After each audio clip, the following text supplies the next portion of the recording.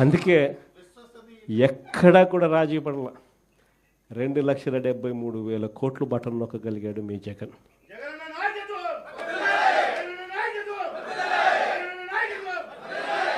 కానీ ఈరోజు చంద్రబాబు నాయుడు ఎందుకు బటన్ నొక్కలేకున్నాడు అంటే కారణం ప్రతి విషయంలోనూ కూడా దోచేసుకున్నది పంచుకోవడము, ఇది జరుగుతూ ఉంది.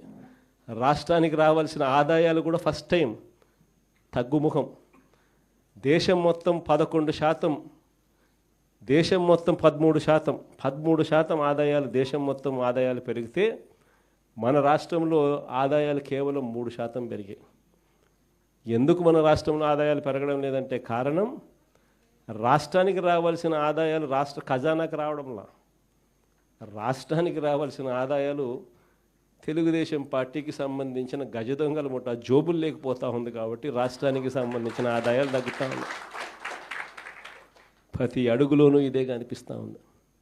ఇవన్నీ కూడా ఎందుకు చెప్తా ఉన్నానంటే ఇంత మంచి చేసిన మనకే ఒక్కొక్కసారి ఈ మాదిరిగా ప్రతిపక్షంలో కూర్చోని పరిస్థితి వస్తే ఇక ఏ మంచి చేయని ఈ మనిషి, అన్ని అబద్ధాలు మోసాలు చేసే ఈ మనిషిని రేపొద్దున ఎన్నికలు వచ్చినప్పుడు ప్రజలు తంతే ఇంక ఎంత దూరంలో పడతాడు చంద్రబాబు నాయుడు అని చెప్పి నేను వేరే చెప్పాల్సిన పనుల.